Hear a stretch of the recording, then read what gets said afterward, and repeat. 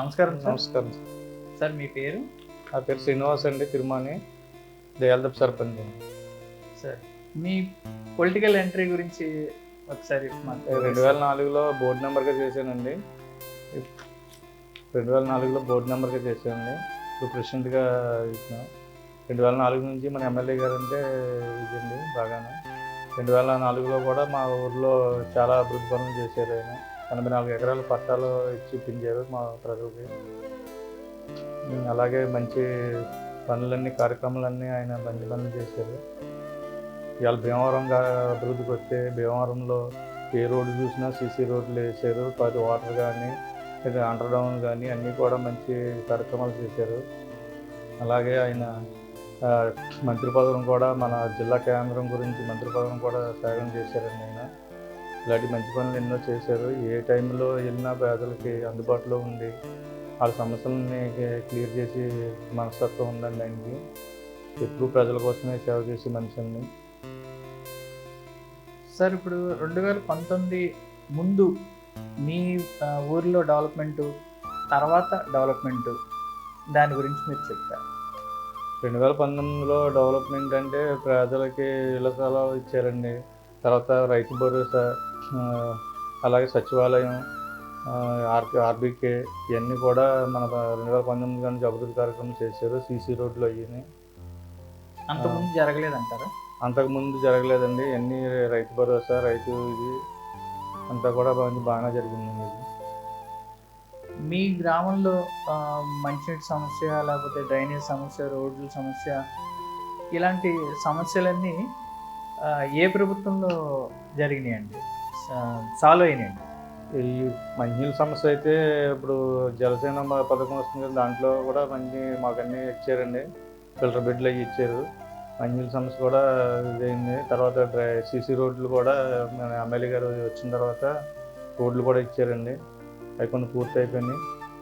Opening కూడా అయిపోయింది sir.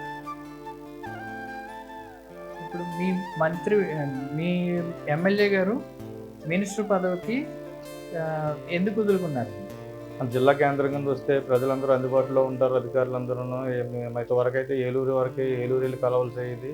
ప్రజలు ఇబ్బంది పడేవారు. కాబట్టి ఇవాళ జిల్లా కేంద్రం కింద వస్తే మన భీమవరం అభివృద్ధి చెందుతుందని చెప్పేసి ఆయన మినిస్టర్ అయితే 4 ఏళ్ళు 5 ఏళ్ళలో మినిస్టర్ అయిపోతుంది. ఇదైతే లైఫ్ లాంగ్ ఉంటుందని చెప్పేసి ఆయన మినిస్టర్ పదవిని త్యాగం చేశారు. 2024లో మనకి ఇద్దరు కన్సిస్టెంట్స్ ఉన్నారు సార్, అంజిబాబు గారు, గ్రంథి శ్రీనివాస్ గారు. వీళ్ళిద్దరిలో ఎవరు బెస్ట్ అంటారు? మన గ్రంథి శ్రీనివాస్ గారే బెస్ట్ అండి. ఎప్పుడు కూడా ప్రజల కోసం క్షణం కూడా నిద్రపోకుండా ఆయన ఫ్యామిలీని కూడా వెనకబెట్టి ముందుగా ప్రజల కోసమే కష్టపడుతూ ఉంటారు. ఏదైనా చెయ్యాలన్నా గ్రంథి శ్రీనివాస్ గారే ముందుగా ఉంటారండి ఏ వ్యవహారానికి. సార్ మీ ఊర్లో ఎన్ని ఓట్లు ఉన్నాయి సార్? 2000 వరకు ఉంటున్నాం సార్. సుమారు 2000 ఓట్లు. మీ గ్రంథి శ్రీనివాస్ గారికి ఎంత మెజార్టీ ఇవ్వగలరు? మెజార్టీ వస్తుందండి, బాగా వస్తుందండి మెజార్టీ. అది ఎంత అనేది ఒక 400 నుంచి 500 వరకు మెజార్టీ వస్తుంది. మెజార్టీ. Okay sir.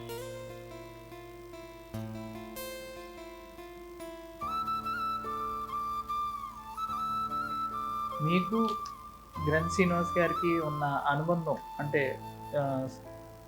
ఇంటర్నల్గా అంటే ఫస్ట్లో వ్యాపారం నేను ఆయన దగ్గరే స్టార్ట్ చేశానండి. అప్పటి నుంచి కూడా ఆయన బాగా తెలుసండి మాకు. వ్యాపారం కాడి నుంచి కూడా బాగా తెలుసండి. అర్బన్ బ్యాంక్ చైర్మన్గా చేశారు.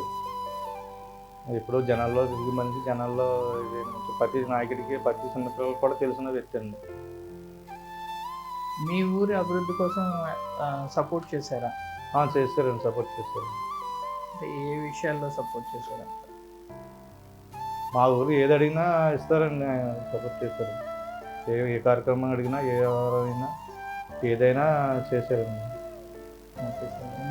మీకు సంబంధించిన మీ వాళ్ళు ఎవరైనా ప్రాబ్లమ్స్లో ఉన్నప్పుడు వాళ్ళని ఎప్పుడైనా గ్రంథి శ్రీనివాస్ గారి దగ్గరికి తీసుకెళ్ళామండి. మీ ప్రాబ్లం సాల్వ్ అయింది? సాల్వ్ అయిందండి.